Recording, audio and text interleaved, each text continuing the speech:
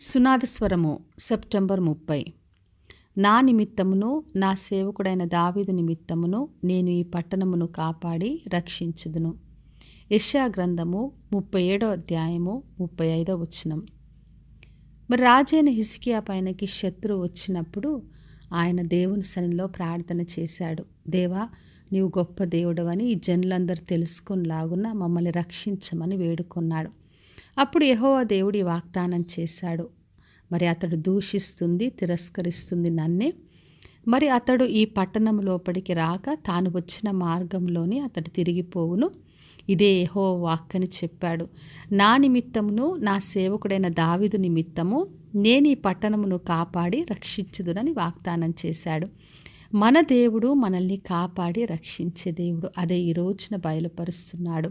మరి ఆయన దావీదుతో చేసిన వాగ్దానాన్ని బట్టి ఆ పట్టణమును కాపాడి రక్షించాడు. మరి దేవుడు తను చేసిన ప్రతి వాగ్దానమును నెరవేర్చే దేవుడు.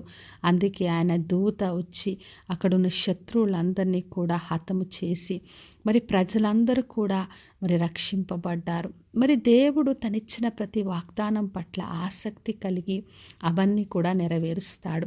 అందుకే మనం దేవుని ఆశ్రయించినప్పుడు ఏ శత్రువులు వచ్చినా, ఎటువంటి పరిస్థితిలో మనమున్నా దేవుడు మన పక్షంగా ఉండి ఆయన మనల్ని కాపాడి రక్షించే దేవుడు.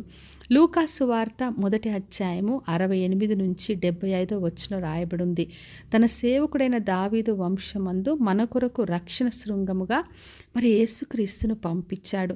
మన శత్రుల చేతుల నుండి మనల్ని విడిపించడానికి కొరకు మనము జీవితకాలం అంతా కూడా నిర్భయంగా మరి దేవుని సన్నిధిలో పరిశుద్ధంగా నీతిగా ఆయనను సేవించడానికి కొరకే దేవుడు మనకు రక్షణ అనుగ్రహించాడు. మరి యేసుక్రీస్తు ద్వారా ఈ మేళ్లను మనం పొందుకున్నాం. ఎటువంటి శత్రువులైనా అన్నిట్లోంచి మనల్ని విడిపించి ఆయన మనల్ని నడిపించే దేవుడు. కాబట్టి నా ప్రియ సహోదరి సహోదరా, ఈ రోజున ఎటువంటి శత్రువులైనా ఏ పరిస్థితులైనా అధైర్యపడొద్దు. మరి వచ్చిన దారిలోనే వారిని వెనక్కి దేవుడు పంపిస్తాడు. మరి ఆయన మనల్ని కాపాడి రక్షించే దేవుడు. కాబట్టి విశ్వాసంతో ఆయన ఆశ్రయిద్దాం.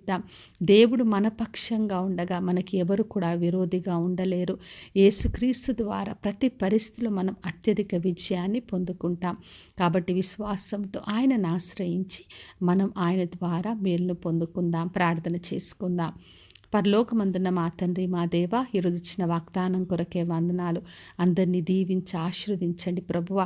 వారి శత్రువుల చేతుల నుండి అందరినీ కాపాడి రక్షించమని యేసు నామములో అడిగి వేడుకొంచున్నాను తండ్రి, ఆమెన్. ఈ శుభవచనము వినిచున్న ప్రతి ఒక్కరి జీవితంలో నెరవేర్చబడును గాక. నేను మీ ప్రియ సహోదరి మంజులాచరం.